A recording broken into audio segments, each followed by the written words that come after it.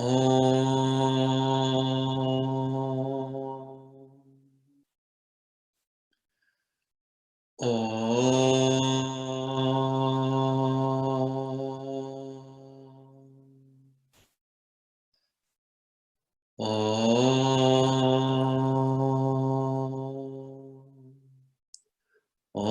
Sahana Bhavatu Sahano Bhunaktu Sahaviryam Karavavahai Tejasvinavadhitamastu ma vidvishavahai. Om Shanti Shanti Shanti. Samasta Janakalyane Niratam Karunamayam Namami Chinmayam Devam Sadgurum Brahma Vidvaram. Hari Om, everyone.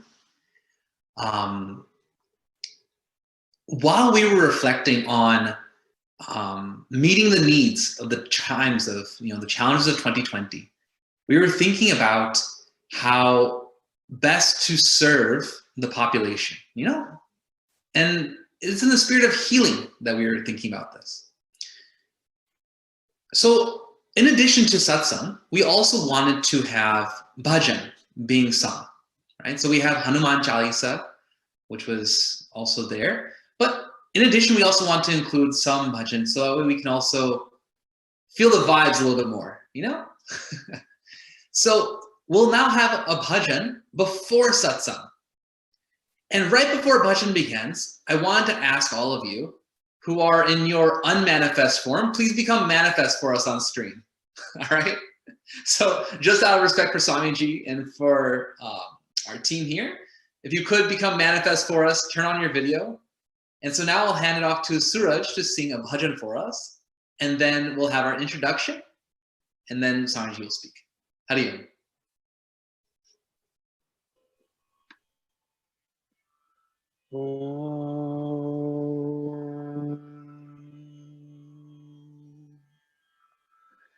Saraswati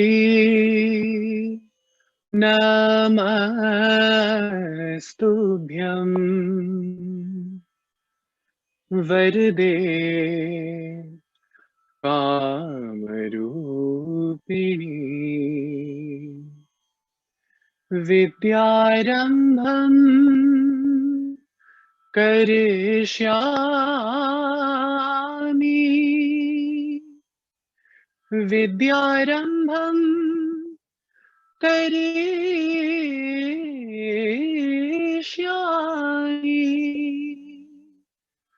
Siddhir Bhavatu Me Sada Siddhir Bhavatu Me Sada. गुरु के चरण के रज लेके गुरु के चरण के रज लेके ओ नैनन के बिच अंजन दिया दो नैनन के बिच अंजन दिया तिमिरा में भी उजियारी हुआ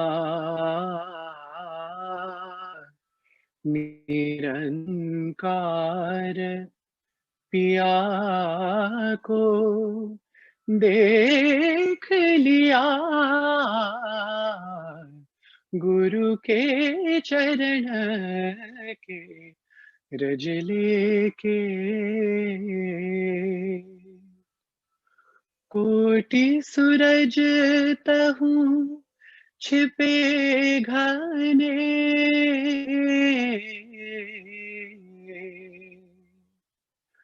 कोटि सूरज तहु छिपे घने तीन लोक धनी धन पाए पिया तीन लोक धनी धन पाए पिया सदगुरु ने जो करी कृपा सदगुरु ने जो करी कृपा मर के यारी युग युग जिया गुरु के चरण के रज लेके दो नैनन के बिच अंजन दिया तिमिर में भी उजियारी हुआ निरंकार पिया को देख लिया गुरु के चरण के रज लेके गुरु के चरण के रज लेके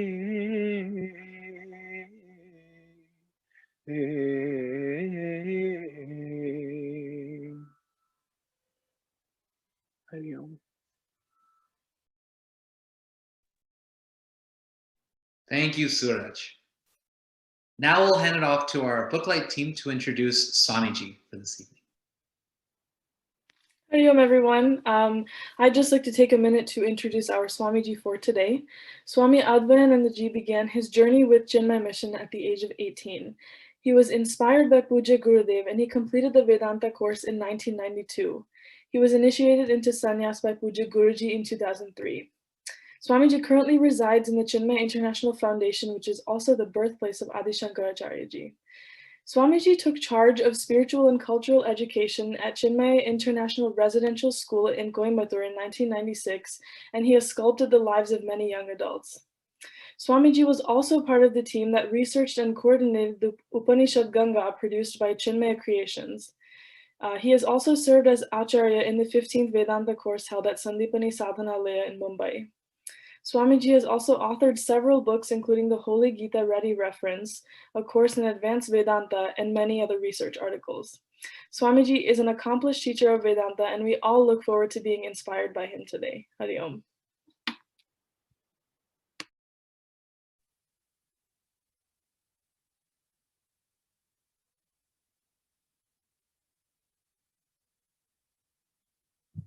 Hari Om. Am I audible? Yeah? Okay. Sanju, can you get the, I think you're 25 now, you put your, increase the number of, so I can see more of them. Swamiji, can the volume be increased a little bit? Yeah.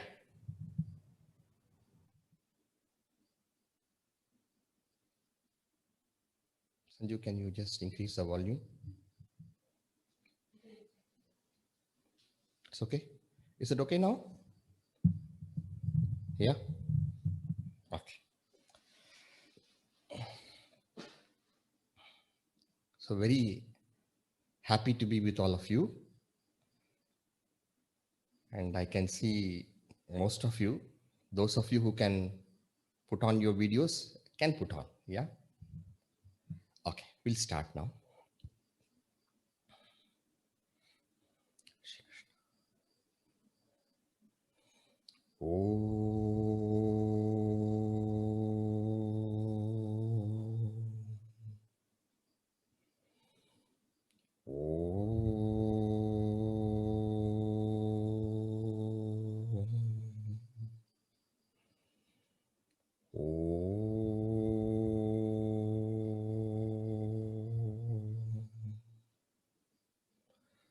Om Shri Ganeshaya Namaha. Om Shri Saraswatye Namaha. Om Shri Gurubhyo Namaha.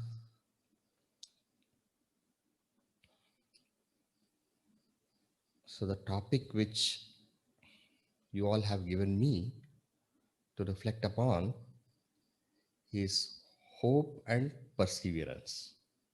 Am I right? Yes. I'm sure some of you do not know that's a topic also,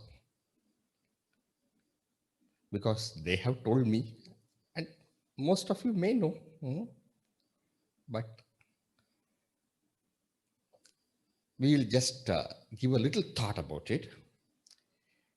See, actually, this hope and perseverance, we don't think about it often. Only when we have problems or challenges or troubles, then we start thinking. So the topic of hope and perseverance is during the time of difficulty. And during such times of difficulties, we need to tap upon our inner resources. We need to invoke certain powers and capacities, and you will find these two, hope and perseverance, become so important that if we don't have this, we will not be able to move forward and accomplish the goals what we have set for ourselves. So I'm, first of all, whoever has selected the topic, I first of all want to congratulate that person or the team which thought of this, because these are the most powerful, potent, and important aspects which are called to action. If it is there, success is. If it is not there, no, for sure, failure is. See, small things when we take up, we don't require much of hope and perseverance, because they're small and easily it can be done and accomplished. But the moment you take up large endeavors, you take up things which are, which are going to take for a longer duration, not something which you can finish in a half an hour or 20 minutes or even 1 hour or even half a day or 1 day, they don't, you just go ahead with the flow and you finish it, you accomplish it. But the moment it becomes large, then you will find obstacles are plenty. In Sanskrit, we have a nice proverb which says, Shreyamsi Bahuvignani. Bahuvignani means great problems, many problems. Shreyamsi, if you take up those kind of things which involve great accomplishments, that which brings about a larger purposes of Shreyamsi, then you'll find there are plenty of obstacles that one has to, one has to face. Whether it is the material field or whether it is the spiritual field, you will find these are very, very important aspects for success. Long back, I had come across a very beautiful and a real anecdote about Thomas Alva Edison. Thomas Alva Edison is well known because he has invented so many things. During his time, he was called as an invention factory. So many things he had invented. So the famous one is that bulb, incandescent bulb, is of Thomas Alva Edison. Then also the phonograph and the automatic telegraph. So many things he had invented, and it is said that sometime in December and evening time, his whole I think around he had a very large factory, and almost 10 buildings were on fire. And Such a huge inferno it was. In fact, they had called a lot of these fire, fire engine, fire departments, and they all had come to action. But the chemicals, so therefore the fire was too much, and it could not be controlled. It was totally chaotic, and everything were getting destroyed. Then at that time, his son, Charles Edison, he was looking, flabbergasted, lost, and so he went there, tapped on his son, and said, "Son, why don't you call your mom and all our friends?" So he was looking like this. What happened to dad? So they would never have seen such a huge fire. Call them. So Charles said, "What, Dad? What is dad?" He said, "Son, don't you worry. A lot of rubbish has been burned to ashes." And he said, when people had to, they interviewed him and all, he said, "Don't you worry, I'm 67 now, yet we will restart our work." And he did not fire anybody, his staff, nobody was fired. Next day morning, he started. So that is something very unique, and such people are made for success. In our Gurudev's life also, I came across something very, when I was a young brahmachari, I had gone to Delhi. One of the very old Swamis of that time, no more now, Swami Jyotirmayananji, he had built the Delhi center, So when I had talked, when I was young, we talked to Swamiji, asked them to recall about the Gurudev and all those things. Then he recalled for me something very interesting. He said, "Do you know, brahmachari, how Pujya Gurudev used to work?" I said, "Please, I'm looking forward to hear from you." He himself used to ride the bicycle, and in that bicycle there used to be a bell, and he would go around and stop at every cross section, have the pamphlets for the yajna, give it to all people, and then you ring the bell and then declare and promote. He used to advertise, he used to say that a very, very young and capable and person, good in English, a Swami from Uttarakhandi, Himalayas is going to come, and he's going to give lectures in such and such place on such a topic, Upanishad, all of you will come. Like that, Gurudev would go ahead. It was not the time when mission was fully set up. It was all getting started, and when the lecture would be there, the same person, Swamiji, who went to promote, now at this time with all this dress and everything. At that time, just wearing one angavastra, going around, and now he himself is now with all the seated there, and he is giving his lecture. So such kind of hard work Gurudev used to do, brahmachari, you also should work hard, like that Swamiji used to tell us. Whether it is a spiritual field or material field, you will find people who persevere, who are enthusiastic, who are who have great hope and faith. You will find them always succeeding. It is not that problems will not be there. Problems will be there, because life is meant not for just success. As we face problems and challenges, we start growing. We start evolving. With every difficulty we come across, we overcome that. It is not that, that difficulty is gone and no more difficulty will come. Life is not meant to be without any difficulties. Life is meant actually for us to evolve and grow. And if not for difficulties, if not for challenges, if not for problems, how will we grow? With every difficulty, something deeper within us comes to focus. We are able to, like how, how they dig wells, the more they dig, water starts coming. Deeper you go, then the water starts coming more. In the same way, the more we dig within ourselves for our inner resources, we grow. And that is the purpose of life. And therefore, problems, challenges, difficulties are most welcome. Pujya Gurudev used to say, the only place where there is no problem is a burial ground. All of them are, dead and gone. And there you don't have any problems. That is how it will be, because you are dead and gone. But the moment you are awake, you are alive, problems will come, difficulties will come, and we should welcome them. Come, come. Now, Swamiji, what are you telling? Yes, the more difficulties come, the more problems come, you will see how you become stronger and how you grow. And therefore, let us always be ready for problems, solve the problem and say, come on, where is the next problem? I want to meet you. That should be our inner feeling and inner attitude. You see, those who like mathematics, I am not one of them. Those who like mathematics, you know how they become so encouraged when they find a challenging problem,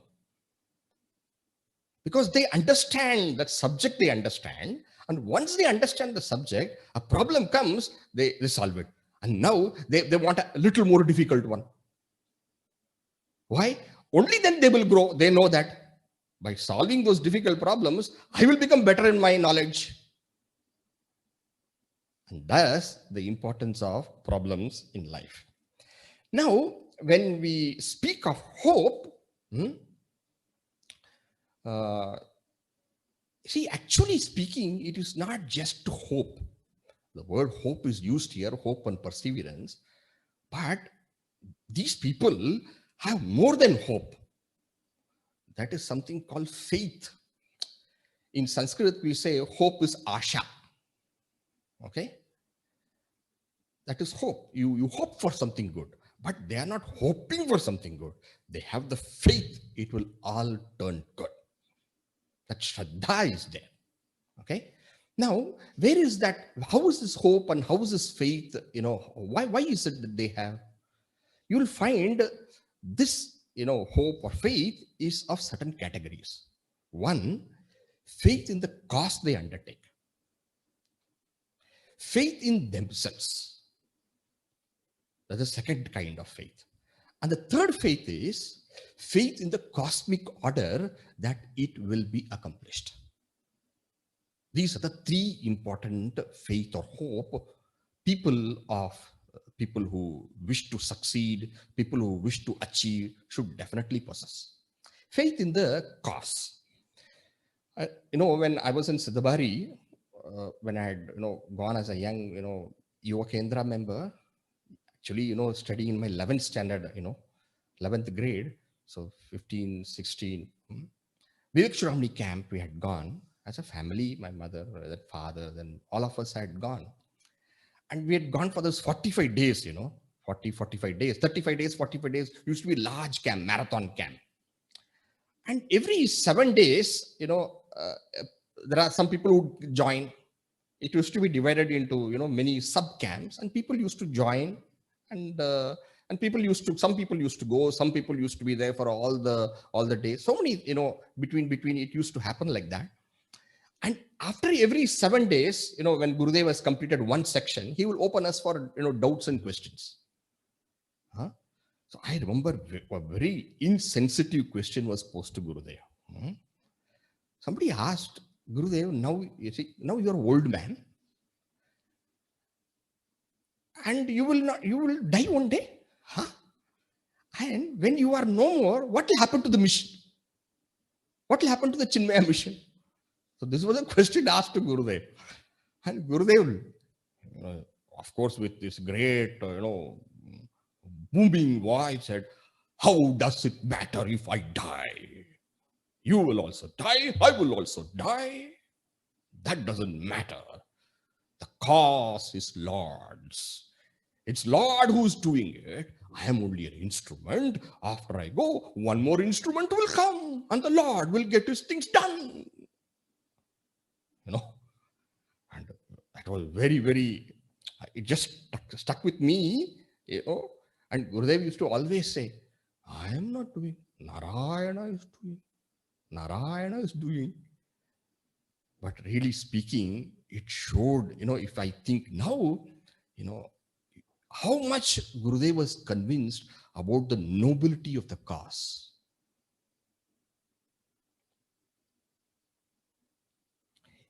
That cause, if you feel it is such a noble because then what will happen is that you will find lot of inner energy and strength for that. That faith and hope about the cause being noble. The second important thing when it comes to hope is faith in ourselves. Great people who achieve success and value in their life, you will find that they envision themselves accomplishing it. Envisioning oneself accomplishing it. You will find that. One more anecdote, comes to my mind. It's about some, frogs which had organized some competition. They had to, wanted to climb a tower. A very tall tower. Lots of people had assembled. And as people did not think these tiny frogs had any chance to climb, but a lot of people had assembled. And as the competition started, the running started, going to reach the tower, people started telling, this is not possible for these small frogs. How can they do that? They're so tiny. It is not possible. It is so difficult. Loudly, people were all, everybody was talking. And slowly the frogs also started losing their confidence and they dropped one by one. Some of them had that greater power and that capacity and they started still going forward and pushing forward. But again, as they were hearing again and again, it is difficult, it is not possible, and so on and so forth, they started, dropping one by one. There's one frog kept on going. And finally, this frog reached the tower top also it reached. And naturally, everybody wanted to know, how did this one single frog alone have the capacity to go to the top? So all these other frogs and all, they went and asked. They found out this fellow was deaf. Now, when we hear that, we usually think the following. Normally we think, number one, we should never be dissuaded or defeated or feel not confident and defeated if when others say you can't do. That is one. Second is that we should not do that kind of thing to others. These two comes to a mind. But what really comes to a mind is that it is not actually always others telling us we can't do, we can't accomplish. Something within us tells we can't do. Others telling is a different matter. We telling ourselves, a house divided into, in itself, how it will work? See, when we were all small children, we all used to be afraid of darkness. How did we conquer that fear of darkness?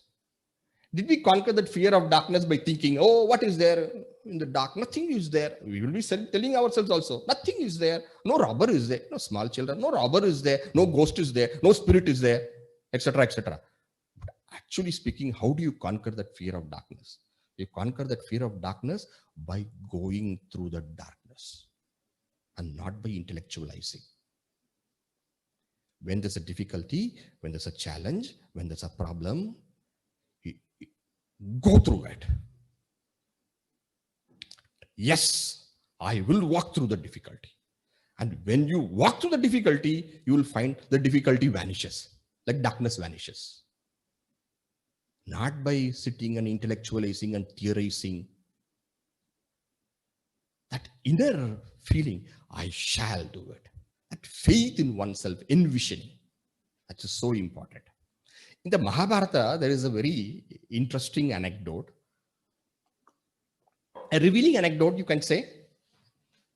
See, Shalya, we all know Bhagavan Shri Krishna, the charioteer for Arjuna.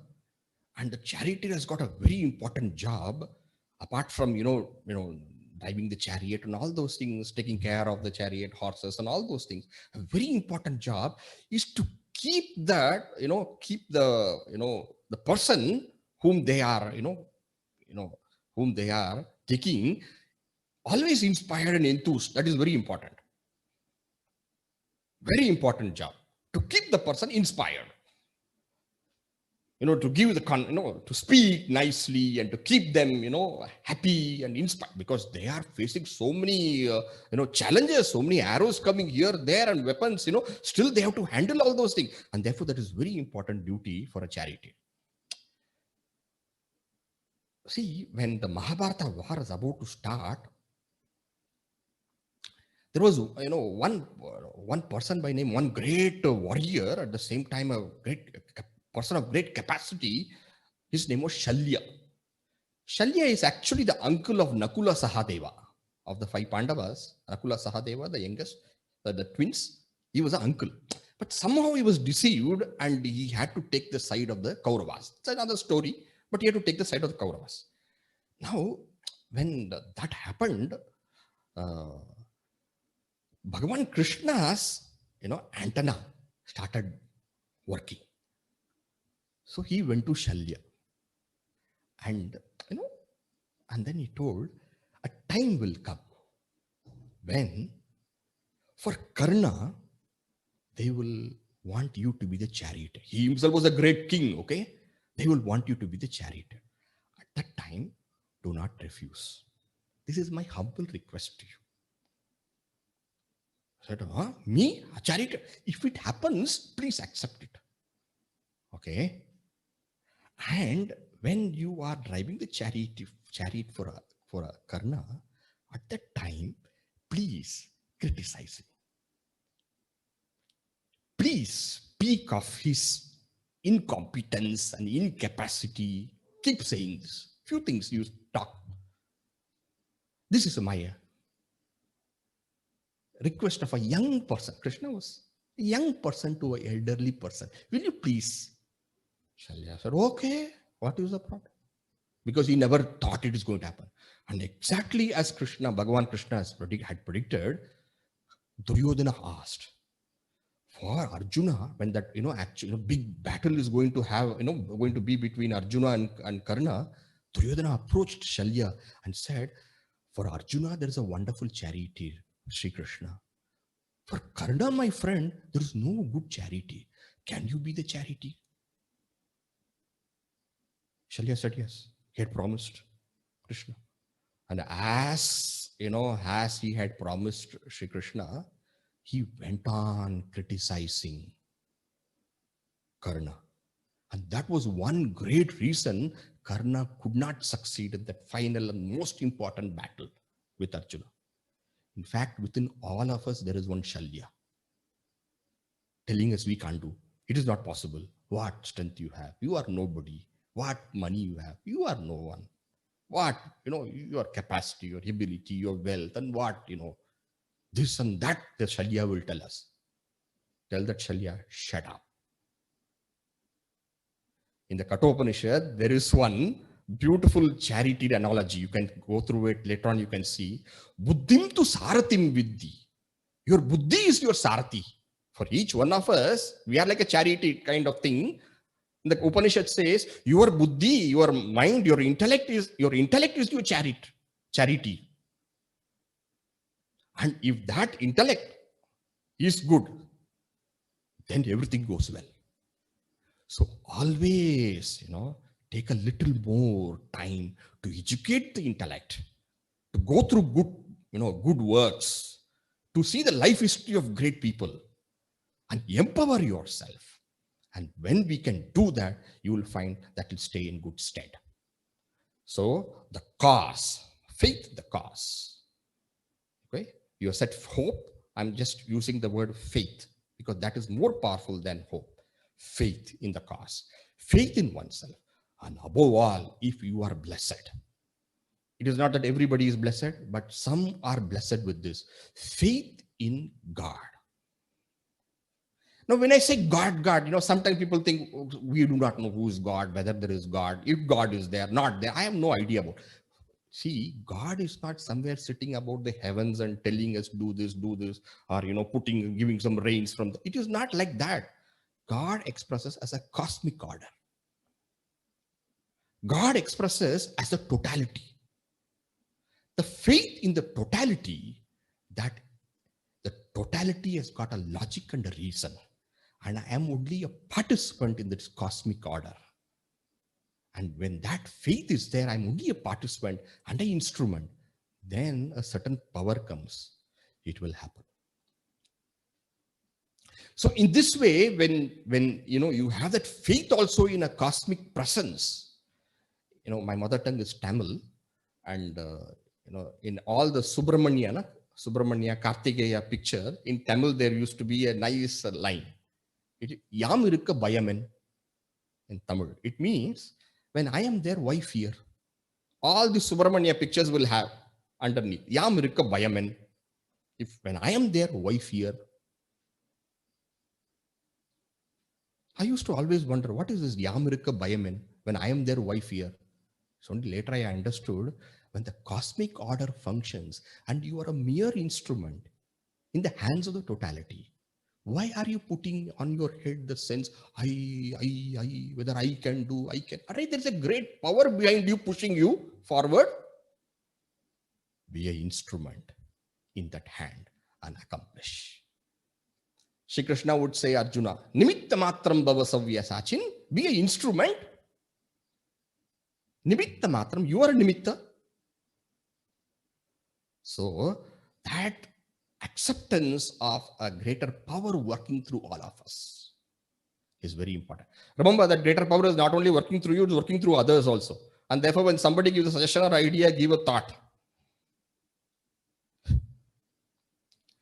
Inputs will come here and there in life. Be open. Because in everything, there's a clue for success. Because it is cosmos. You are not individual. The whole thing is interrelated. All right.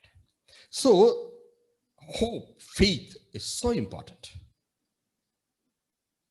So, how do you have that? Faith in the cause, faith in yourself, and faith in a cosmic order. It works. Catch it. Catch hold of it. And you will see there's nothing is impossible. It will take some time probably, but be at it. Perseverance. So there's, a very beautiful statement is there. I'm sure most of you will know. Things great are not achieved by strength, but by perseverance. Puja Gurudev, he used to speak about perseverance in a very interesting, he used to give a very nice analogy. He used to give about the river. How the river has chosen already the goal for the ocean. And once the river has chosen the goal for the ocean, it stops not. If it is a small, stone or something like that, the river just goes over it, pushes it along with it. If it's a little large, stone or something like that, keeps on kicking, and then polishing it, takes it with you. If it is a huge boulder, the river still doesn't stop. Keeps working at it, and one day breaks it. And if it is let us say, a huge precipice, the river continues to go. It becomes a beautiful waterfall. And a large mountain, you can't do anything about it. The river does a pradakshina, goes round. Why? I have to reach the ocean. Goal. This is what I need, and I will go ahead with it. Come what may. But Swamiji, how to be so persevering, Swamiji? See, perseverance is a natural result of an inspiring goal. When there's an inspiring goal, you cannot but be persevering. Something happens in you and you become a little more powerful because of a goal. And therefore the importance of choosing an inspiring goal. Take the example of Mahatma Gandhiji. He was also a barrister, a lawyer, and advocate. And it is said that, the first time or a few times when he was so afraid of even talking a few sentences, and he used to shiver and sit down, could not present anything. But the same Mohandas Karamchand, when he became a freedom fighter for the nation, freedom for that country, then such a small man with so much of diffidence in himself suddenly became all powerful. So powerful that the entire empire, the British Empire, they used to say the sun never sets. So vast and so huge, felt so threatened. Why? Because he found an inspiring goal. And remember, an inspiring goal cannot be a selfish goal. And we are not wired to be inspired by mere small selfish things. A larger goal you take up. You will find that large goals accomplish self goals also. A person who wants to serve the society, give jobs for so many, of course he'll have money for himself also. Choose a goal larger than yourself, and you will find you will become very powerful. It's not only human beings become powerful when they have goals other than themselves. You'll find even animals. A dog, a small, the dog, when it has got a baby, it will fight with a tiger and a lion. And that same dog you throw when it doesn't have, you take a stone and then you threaten it, it runs away. But when it has got a baby, it becomes so powerful. Why? The goal is larger than oneself. Choose such goals larger than yourselves, and you find an enormous source of power within you. All right. So to summarize, you can keep on, it's a very interesting topic. You can keep on telling so many things. But remember, how do you have hope? Faith, how do you have that? Okay. For that, we need to choose the cause, which nobility of the cause, number one. Envisioning your capacity to move forward and succeed. And then faith in a cosmic order. All these things I would say is together hope. And perseverance, where do you get it? Again, choose a cause which is large and inspiring. An inspirational cause will keep you, going on and on. And nothing is impossible. As they say, in the very word impossible, I am possible is there. And they say, when the going gets tough, the tough get going. Be that. Okay? It is possible. The knowledge that we have, which Gurudev has given us, and all the wisdom that we have, it is certainly possible. Just the wisdom there in books is not going to help. Let it all go within us. And then each one of us can become towers of strength. It is possible. We are meant for that. We are not meant to be petty, puny, and all those kind of things. We are meant for great things. Everyone is meant for great things. Only thing is that we have to tap into that potential. And as we keep working hard, you'll find you become a better person. With hope, with that faith, and with the perseverance, we become better. We evolve. We grow. The world helps us to grow. Let's keep this in mind. Thank you all very much. I think that much is sufficient for the day. Oh, Hariom, thank you so much, Swamiji. Bye. Just for, as usual, if anyone has any questions for Swamiji, please message them over to me and we can get those questions asked to Swamiji. So I'll take a moment, but Swamiji, thank you so much again for taking this time out to tune in all the way here. And we're reaching so many people from across the US, North America, etc. So for Swamiji to be able to share Swamiji's time with us means a great deal. So thank you so much, Swamiji. From our whole... Well, it's a pleasure. It's a pleasure being with all of you. It's such a joy. And I really treasure these moments with all of you. Oh, and also Swamiji, I will say, we've seen a lot of Booklight Satsangs. Swamiji gave one of the best impressions of Gurudev with the during Satsang. So I just thought Swamiji would enjoy that. So if we have any questions, please message them over. And I don't have any yet. So in this situation, then I'll fill with the question. Swamiji. Go ahead. Can I, yes, you can fill with a question, but I'll just say something also, which I think is very interesting when it comes to a inspiring goal. See, there's a very interesting anecdote in the life history of Ramakrishna Paramahansa Swami Vivekananda. Okay. So it is like this, Ramakrishna Paramahansa's time was coming to an end. He was about to depart, the physical. So he wanted to really bless all his students and all the disciples and all. So he told each one to come and meet and ask what they wanted, and he would bless them with that. So everybody came and asked this or that, and he was happy to give them, bless them and all those things. Narendra, who later became Swami Vivekananda, he came. And then he was a very favorite disciple. So he asked Narendra, what is that I can bless you with? And Narendra said, I want Nirvikalpa Samadhi. Nirvikalpa Samadhi is that final, mental quietude and the bliss of that supreme. I want Nirvikalpa Samadhi. Ramakrishna Paramahansa started crying. So, Narendra wondered, Guru, why are you weeping, crying like this? And he said, Narendra, I thought you will be a huge banyan tree blessing so many. See, under the huge banyan tree, so many creatures, birds and, they all, come rest and all those. So I thought you'll be a huge banyan tree blessing the whole world, but you're asking for such a small thing, personal thing. I want Nirvikalpa Samadhi. That's why I'm crying. Immediately, Narendra, he understood what his Guru wanted to do. And thus he became one of the greatest saints of the times, inspiring generations of people, invoking in everybody that love for Vedanta.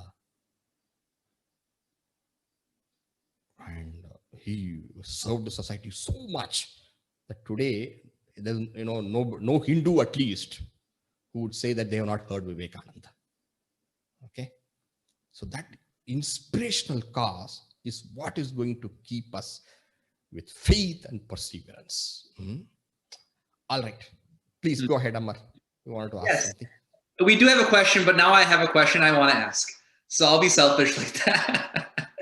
Swamiji, with that same idea of picking an inspirational cause, sometimes, no, actually, Swamiji guaranteed for us that we'll also benefit from that. Yeah. But how can we tell sometimes if that selfish desire also for that result being associated with this is correct or not?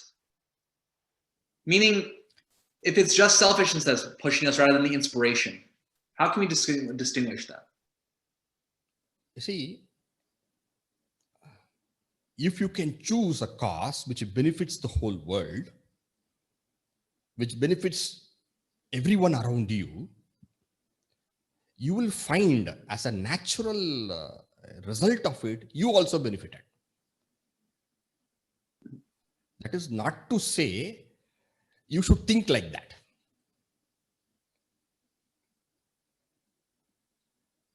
If you think, oh, I'm doing something which everybody will be benefited, I will also become naturally benefited.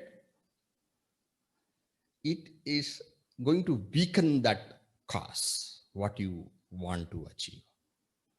But you will find whenever you take a cause, this is only what you call a natural corollary of it. Whenever you take a cause which benefits all, you will find you are also naturally benefited because you are also part of the totality. See, let us say I want to have food. I want to have food. Therefore, I individual want to have food, some happiness. Therefore, what I will earn is little bit. Now, suppose I want happiness for me and my wife, I will earn a little more. I have to earn a little more. Suppose I want to, me, my wife and my family, my children, everybody, then you have to earn a little more, lots more, in fact. And suppose we want to earn not only for you, your family, but also for people associated with you, then you have to earn a little more. And of course, you are giving, but you are also becoming richer and richer.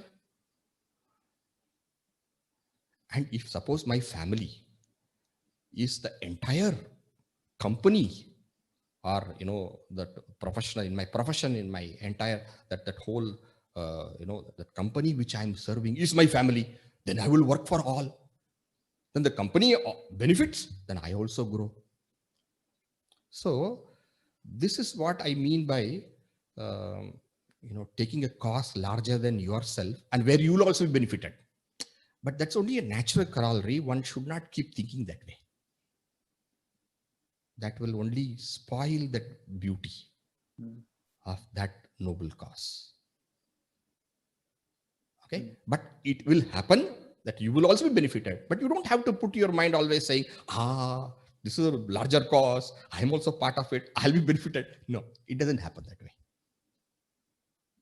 Is that clear, Amar? Thank you, Swamiji. Or was it something else you wanted to ask? No, Swamiji, that answers my question. Okay. Swamiji, one question is, how do we channel negative doubts in the mind into positivity?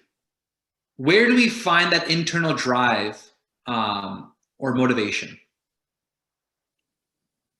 See, first of all, please let us accept that our body, our mind, our intellect has also got its ups and downs. Okay. And it is not wrong to once in a while feel, oh, I don't think it is possible, or I don't think, it is going to happen. It's too tough. It's so difficult. Yes, it will be there. We have to accept it. It will happen. But the beauty of that is that every thought and every feeling that we have is impermanent in nature. So the most important thing is that when we recognize a negative emotion or a negative thought of this nature coming about, we should not take a decision at that time.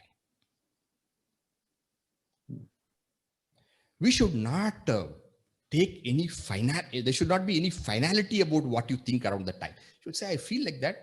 Let me just rest for some time. Maybe I should just take a little nap. Maybe I should just, listen to some music, watch a movie.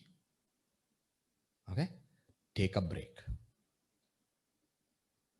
Then you'll find something from within after you get up in the morning. Say, I think, let me find a new idea. And you probably wake up also with a fresh idea, a new idea. Mind changes. Once you have that goal, which is inspirational, difficulties and challenges will sometimes make you question yourself whether it is possible. No harm about it. Rest. But that is one thing. Second is that keep walking. In the Upanishads, there is one famous statement, Charaiveti, Charaiveti. Chara eva iti. Chara eva iti means, Chara eva iti means, just keep walking, just keep walking. So that in Sanskrit we call dhriti, the word we use, like how for hope and faith we have the word shraddha, we have, is it not? In the same way, we have, this is called dhriti. Dhriti is to keep walking. Now, you will see these marathon runners and all, they have this kind of marathon runners, and those who climb, mountains and, peaks and all, they have this kind of in large measure. They are tired. It is not possible. It is very difficult. But they just keep running. They just keep taking the next step. It is difficult, but they keep doing it. And as you keep walking, see, this world changes. Difficulties also go away. So once that nobility of cause is recognized and then that inspiration is there, then one just keeps prodding. And that is why great things are not accomplished by strength. They are accomplished by perseverance. Remember that example what I gave of that darkness and how a child, we all have gone through that. Most of us, would have been afraid of darkness. Then what do we do? Then go. When I was a kid, they sometime night time, 8:30 or something like that, they send me for shop to purchase. Those shops are there where you need to get sugar and all those things. You go outside and then you have to cross a street, and it used to be dark. So one of our brahmacharis at that time had come to our home for bhiksha, brahmacharis. Then my mother said, there is no sugar for getting, making tea. Run and get. But I was afraid of darkness. Then, but brahmachari is coming, that Swamiji is coming, then I need to go. Then get up, go. And darkness was there. Keep walking, keep walking, keep walking, keep walking. And you go. And then 2-3 times you do like that, you will find that, why should I be afraid? Then the challenges come, you feel, nice, the challenges come now. You get more inspired when you face the challenges. So, negative should be handled 2 ways. One, rest for some time, it will change by itself. Second, you keep walking. Somehow something happens. It happens, it changes, it moves. Difficulties go away. It is not the first time we have had a pandemic. It will go away. Keep walking.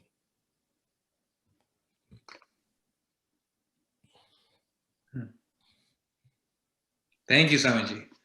And now, on cue, everyone who's been part of Booklight before, everyone knows that at the end, everyone sends me questions only. So now we're out of time. How am I supposed to ask these questions? So Swamiji, what I'll do is I'll take these questions, and then we can send them to Swamiji afterwards.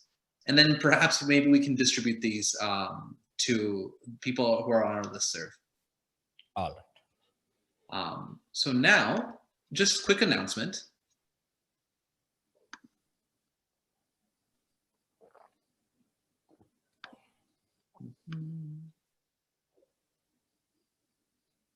One second, just sharing my screen.